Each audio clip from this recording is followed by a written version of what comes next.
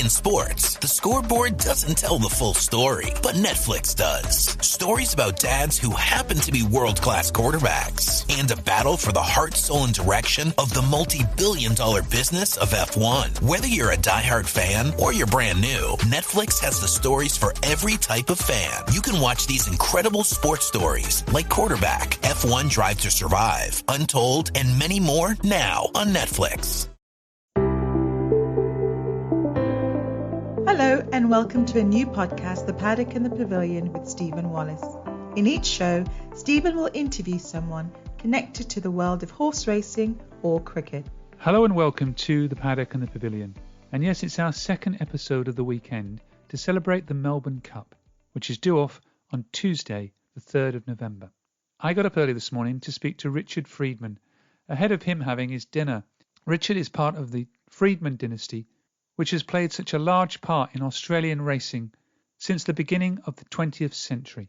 Richard now trains in Sydney with his brother Michael, and he was on fine form this morning after they'd saddled Elaborate to win the 9th race at Rosehill Gardens on Saturday afternoon. I hope you enjoy the show. Don't forget you can download the show on Apple Podcasts, SoundCloud, Spotify or Stitcher. Give us a rating and let us know what you think of the show so far. Well, welcome to the Paddock and the Pavilion, Richard. Thanks, Stephen. Well, it's good to have you on the show. Locally, you are the uncle to Sam Freedman, who played cricket at my local cricket club, Marchtown Cricket Club. Now, Sam's doing very well at the moment. Yes, he's partnered up with my brother Anthony, and they're having a very good run. They trained a winner today and had a very good Moonee Valley meeting. So, yeah, he's doing well, young Sam. Good. Well, I'm hoping to get him on the show at some point. But on today's show, we're going to talk about your racing career, the highs of your racing career, the Melbourne Cup, and hopefully get a tip for next Tuesday's race. So how are you doing yourself? You had a good result yesterday. Yeah, I was broadcasting yesterday, actually, at the race meeting at Rosehill in Sydney, and we ran the third richest race in Australia yesterday, the Golden Eagle, a new race. Our richest race, the Everest, at 15 million, and then I think 7 3/4 for the Melbourne Cup and 7.5 for the Golden Eagle. So Golden Eagle only for 4-year-olds. So I was broadcasting all day and told everybody just as I left to saddle up a runner in the last race at Rosehill, this will just follow them around. And of course it followed them around and ended up winning. So it was a bit embarrassing.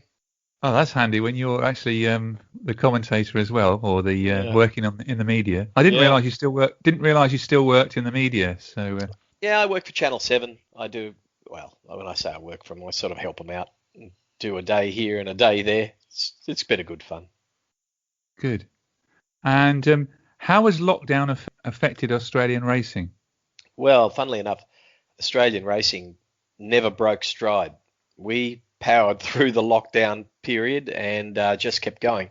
Very well negotiated with the government, but in Australia, racing alone contributes about $250 million to government coffers every year.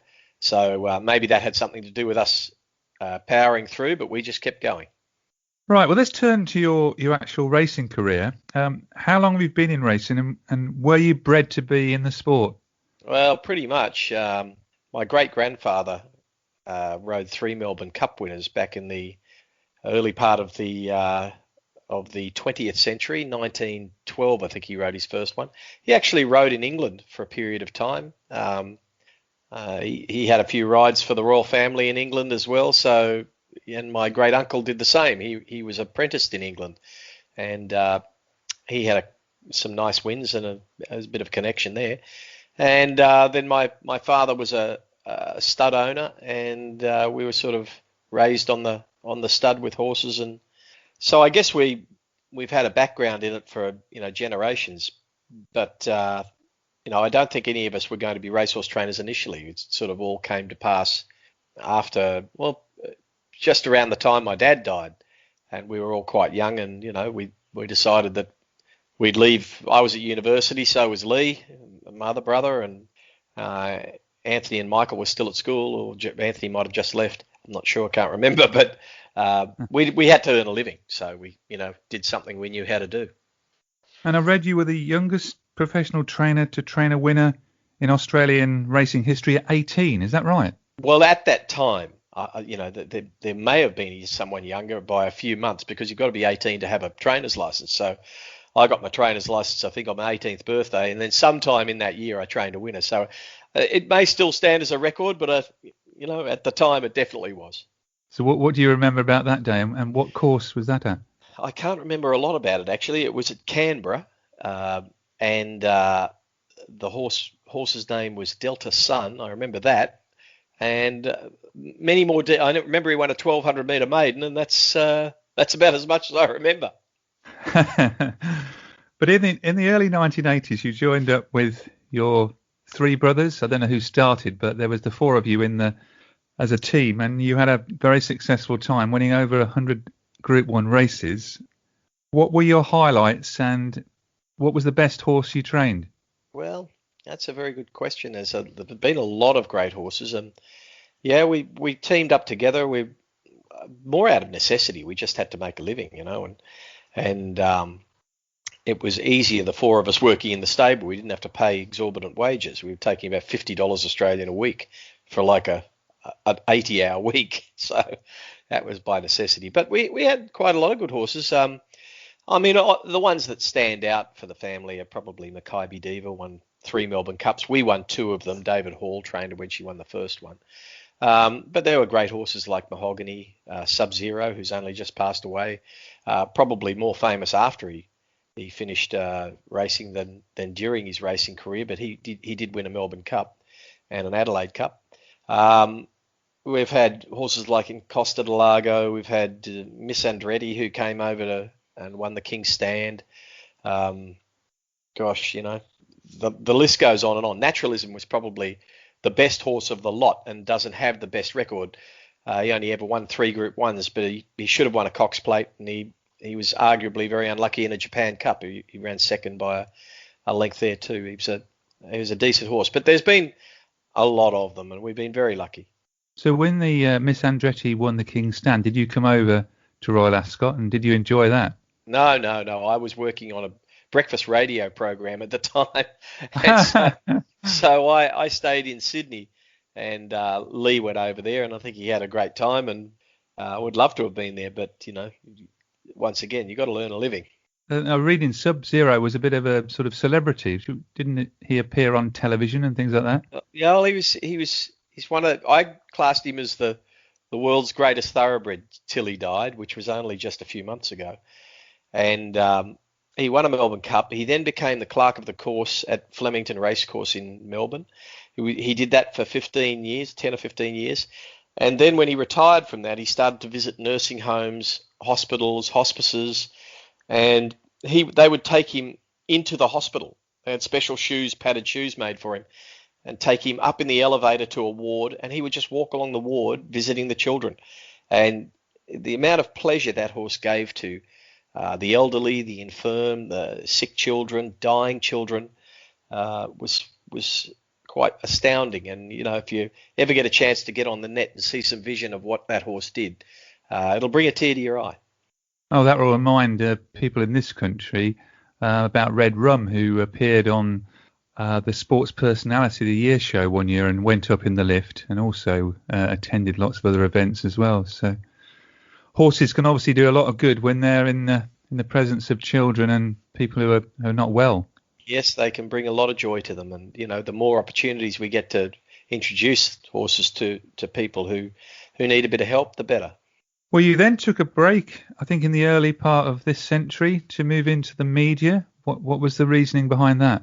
Well, I don't know at the time. I look back on that and think, we just won. We'd had such a great run. We'd won every big major Group 1 race in this country several times by then.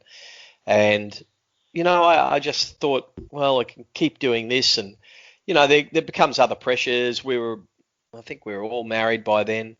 We had our own families. It was just time to do something different. So I took a gig doing a breakfast radio show in a radio station in Sydney, and moved from Melbourne to Sydney, and happily did that for 7 years. It was great fun.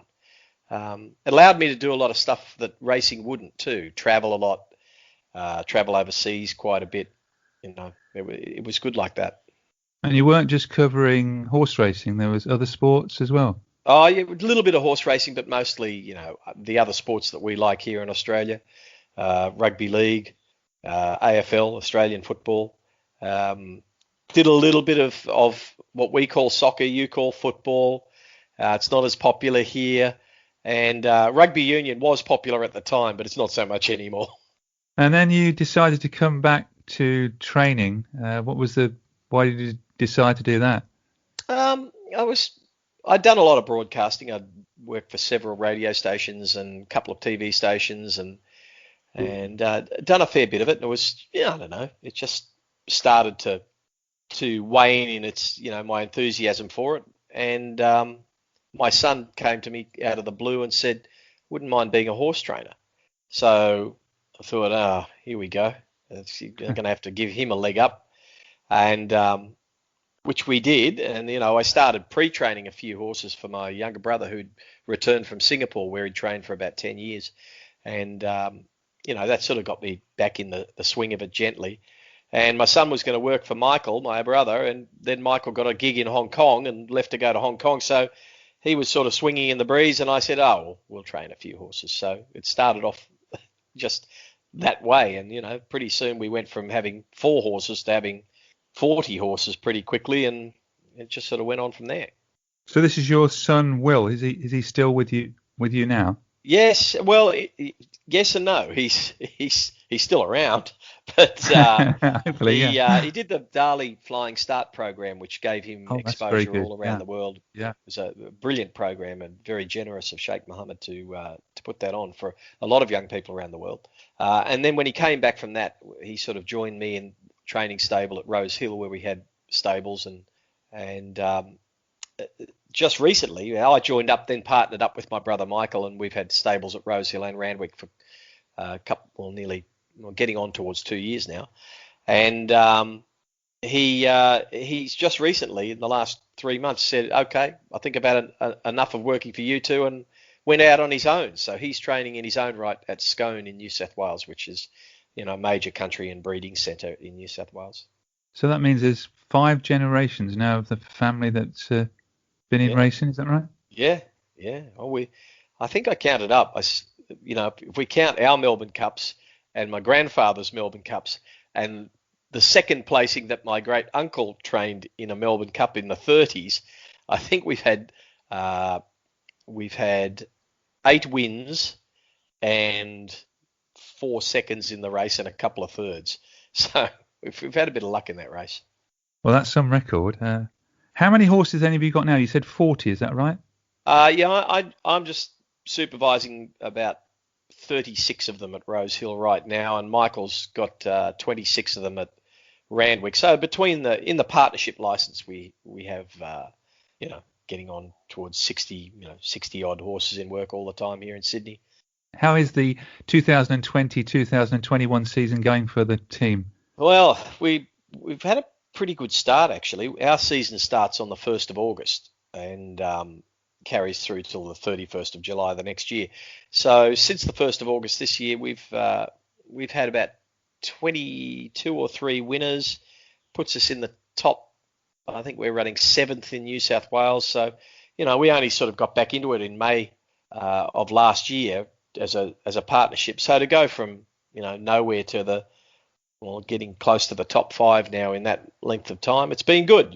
We've been to the top before, but it takes you start off at the bottom again. If your reputation carries some weight, but you still got to work it hard from the bottom to get back up the top again. And for British listeners, you train at the actual racetracks, as you call them, not because you haven't got the gallops like we've got in Newmarket and things like that. Yes, much to our chagrin. We train, on tracks that are inside the racetrack at most of the major city racetracks and even the country tracks. And I don't think it's the best way to train horses by a long shot. I think you've got a much better training facilities in the UK and in Europe generally. And, we would like to emulate that. It's just a matter of getting the will and the finances to do that. Well, moving forward then, you've spoken about the family's successes in the Melbourne Cup. Although I've been racing in Australia, I've never been to the Melbourne Cup. But what does it mean to an Australian? Well, the Melbourne Cup is iconic here. It's cultural. It actually engages nearly every single Australian. It's the most watched sporting event in Australia by a country mile. Or every metric you want to apply to it, it is the biggest annual sporting event of the year here. And so to win a Melbourne Cup is pretty much every young horseman's dream when they get a training license or a jockey's license or even if you become an owner's dream to own a Melbourne Cup winner. So it's pretty rare. There's no race that stops an entire nation like this that I'm aware of anywhere in the world. It's quite unique. And it's a bank holiday for everyone in Australia? Yes. Well, yes and no. Some places don't actually have an official holiday, but the public take it anyway. They just don't go to work. So pretty much everyone writes off Melbourne Cup Day. And what is your first memory of the race? Well, watching it obviously as a child and listening to it. I'd be at school, in grade 3, and the teacher at 3 o'clock on a Tuesday afternoon would stop the class, turn on the radio, and we'd all listen to the Melbourne Cup. That's how ingrained it is in Australian society. And grade 3, how old would you have been then? Oh, I don't know, 9, 8. They teach us to gamble early here. And how has the race changed since Vintage Crop, the first Northern Hemisphere horse, won the race? Well, he did something quite incredible. It was a great credit to his connections to actually have a crack at that. It was a difficult assignment to come out to Australia for a race that had basically never been done before. And out he came and took the prize away, and it started a new era. It also has changed Australian racing to a degree. The way we prepare Melbourne Cup horses has changed, and even changed through, mine and my brother's careers about how we do it. The way we prepared our first one through Vintage Crop and the other Europeans coming to Australia and doing it a different way to us has changed the way we do it. So it has influenced Australian racing quite dramatically. Because Vintage Crop won in 1993, and since then there's been Japanese, German, Irish and sort of English winners of the race. So what type of horse do you now need to win the Melbourne Cup? Well, the latest fashion, a very good stayer, probably not as dour as what you might think is a good stayer. They brought out plenty of those, 3,000 to 4,000 metre horses here, and good ones too, but they're just a little bit dour for that race because we race on slightly smaller turning tracks. You need a horse with a little bit more toe. And I think they've now struck the 2,000 to 2,800 metre horse is probably the right sort of horse to come out here. They have to have something with a little bit of early speed. Once you get a long way back in a Melbourne Cup, it's very hard to get back in the race because it's quite a large field and you're turning for quite some time. So you need a horse that can take a position, and that requires a little bit of gate speed. We go out of the gates a little bit harder than you do over there. So it's an interesting question as to what sort of horse. The latest fashion is to bring down your talented 3-year-olds so that you get in the race with a very light weight, and that's been quite successful in recent years. Yeah. So who is your favourite winner of the race?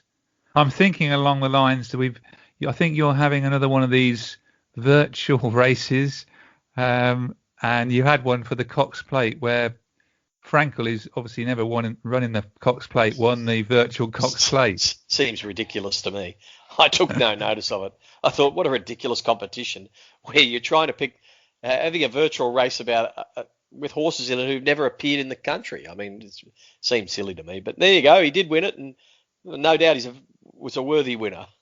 But have you got a favourite at all yourself, or would it be one of the ones that won for the Freedman team? Well, I'm a little bit biased there. Probably Makybe Diva. She was an amazing racehorse.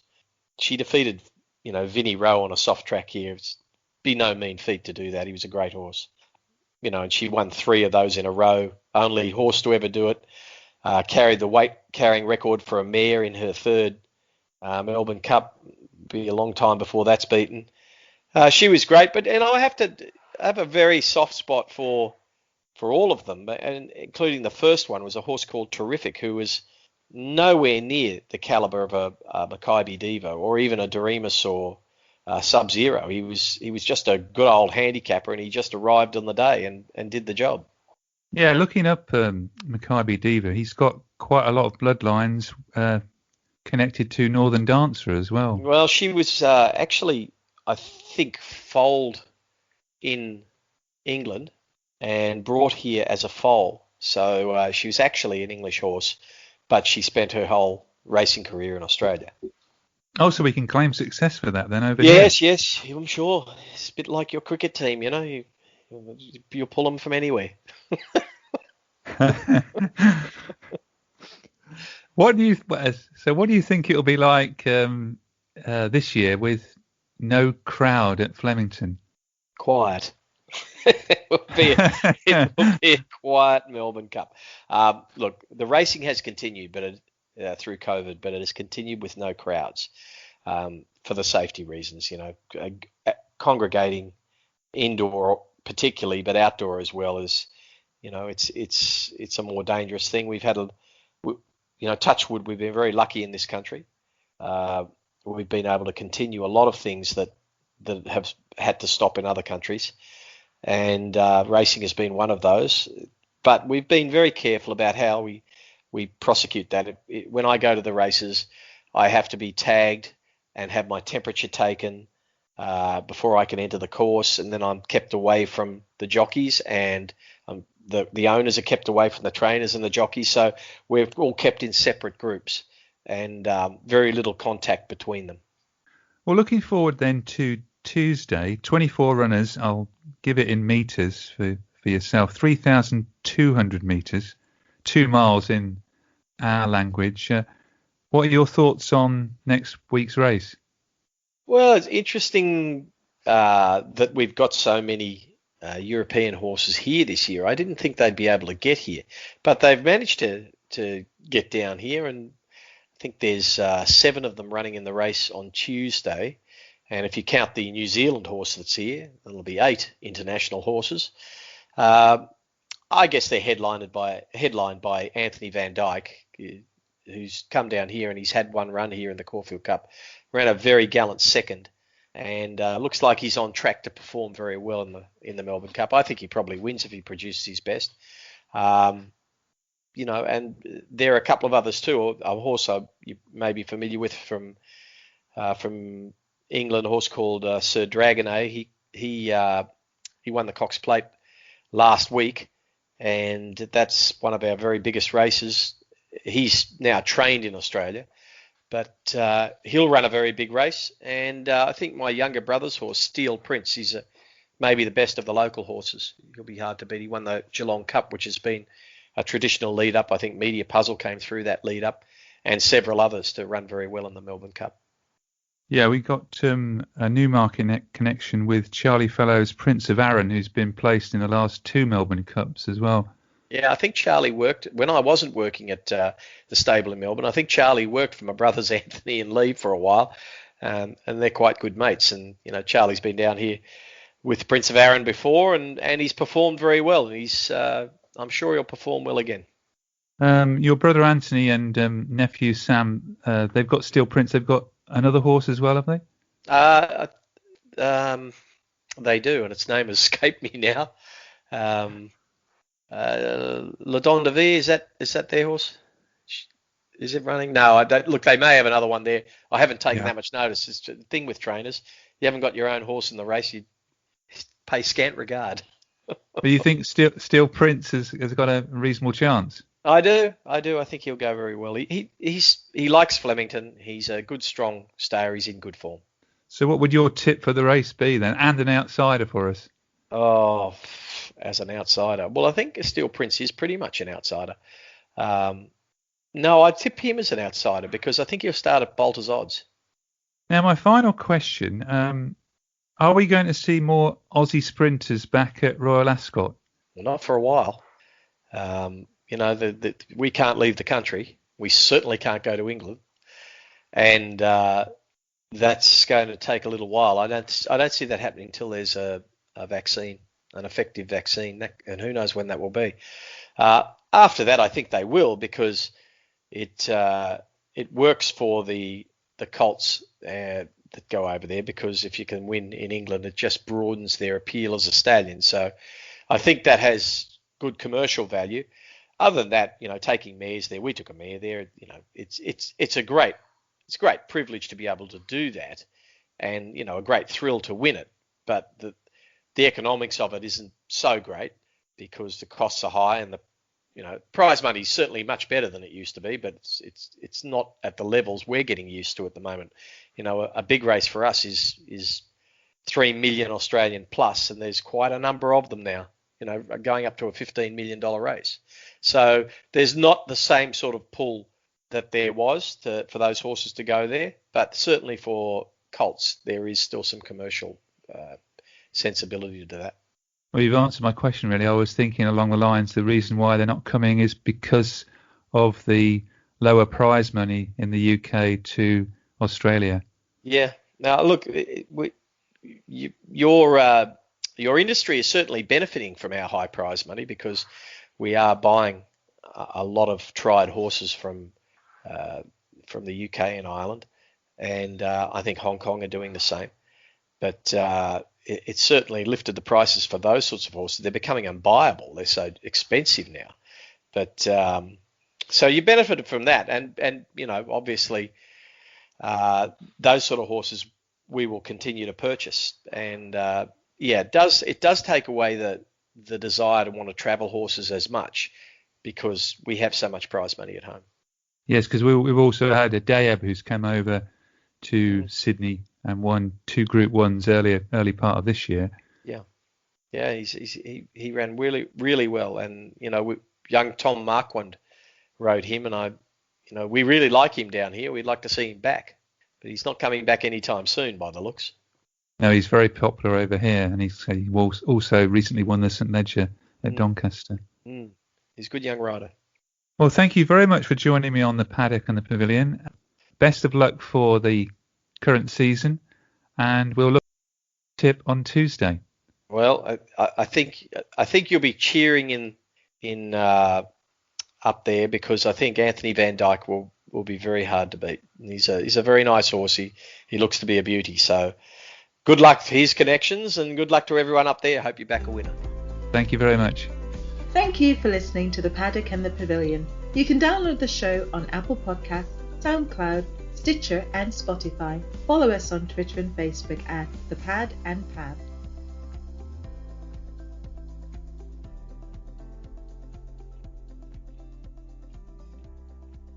Sports Social Podcast Network.